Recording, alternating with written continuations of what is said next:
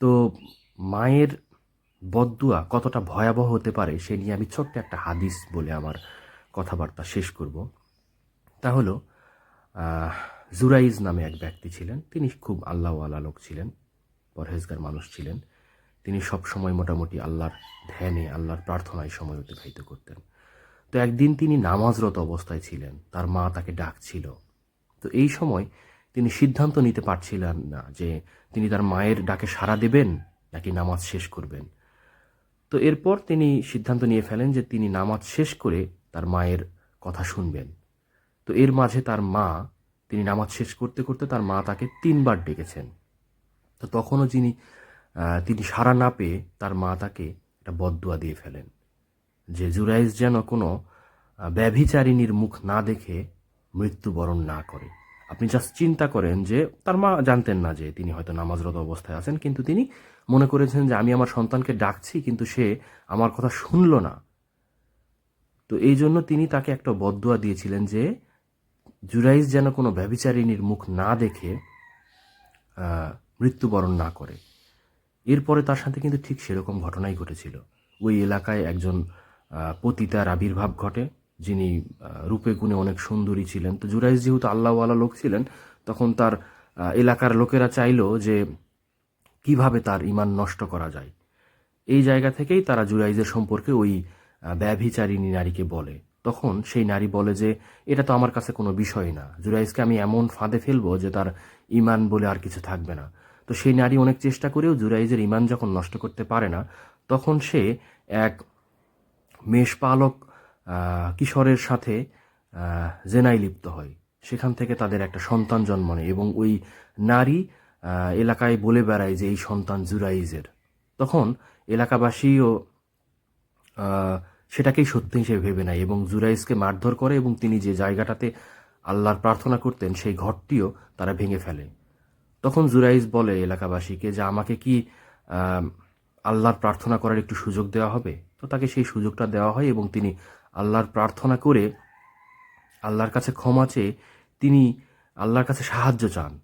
তখন যেই শিশুটিকে জুরাইজের সন্তান হিসেবে দাবি করা হচ্ছে, আল্লাহ তাআলা সেই শিশুটির জবান খুলে দেন। জুরাইজ তখন ওই শিশুকে জিজ্ঞেস করে যে তোমার বাবাকে। তখন সেই শিশু সাক্ষ্য দেয় যে তার বাবা হচ্ছে একজন মেষপালক এবং সে অমুক জায়গায় মেষ চড়ায়। তো এই ঘটনা দেখে যারা জুরাইজকে সন্দেহ করেছিল তারা তো পুরো অবাক এবং তারা তাদের ভুল বুঝতে পারে এবং জুরাইজের যে ঘরটা তারা ভেঙে ফেলেছিল সেই ঘরটাকে তারা সোনা দিয়ে আবার নতুন করে ঘর করে দিতে চান। কিন্তু জুরাইজ বলেন যে তার কোনো দরকার নেই, তার যে মাটির ঘর ছিল সেরকম একটা ঘর করে দিলেই হবে। তো গল্পটা এখানেই শেষ, কিন্তু আমার মানে যে পয়েন্টটা এখান থেকে নেওয়ার বা যে শিক্ষাটা আমাদের এখান থেকে নেওয়ার, যে একজন পরহেজগার মানুষও তার মায়ের বদদুয়ার কারণে কি রকম লাঞ্ছিত হতে হয়েছে তাকে, এবং তিনি অন্য কোনো কাজও করছিলেন না। তিনি নামাজরত অবস্থায় এই সিদ্ধান্ত শুধু নিয়েছিলেন যে তিনি নামাজ ছেড়ে দিবেন নাকি মায়ের কথা শুনবেন।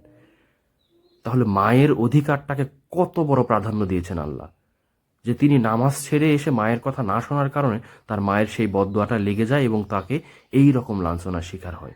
তাহলে এই ঘটনা থেকে আমরা মায়ের অধিকার সম্পর্কে আন্দাজ করতে পারি যে আল্লাহ মায়ের মর্যাদা কতটা উপরে দিয়েছেন। আর অনেক হাদিস এরকম আছে, তো আমি সেদিকে যাচ্ছি না। তো আমার দুনিয়ার ভাইদেরকে আমার একটা মেসেজ দেওয়ার আছে।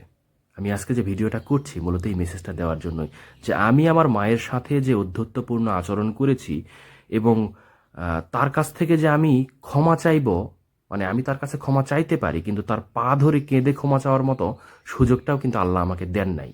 তাকে আমার কাছ থেকে তিনি নিয়ে গিয়েছেন, আমার মা ইন্তেকাল করেছেন।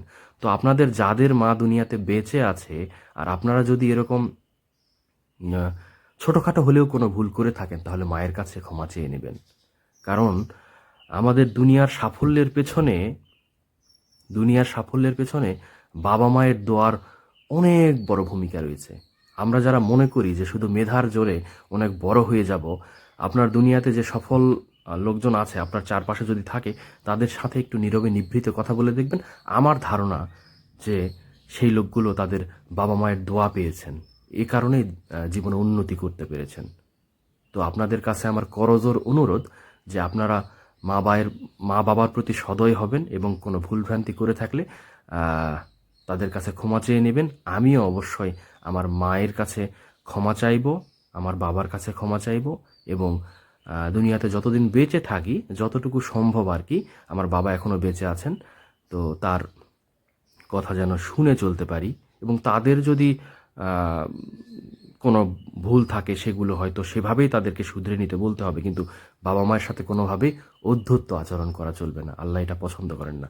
আল্লাহ তাআলা আমাদের সবাইকে বাবা মার সেবা করা এবং তাদের কথা মেনে চলার তৌফিক দিন। আমিন। আসসালামু আলাইকুম ওয়া রাহমাতুল্লাহি ওয়া বারাকাতুহু।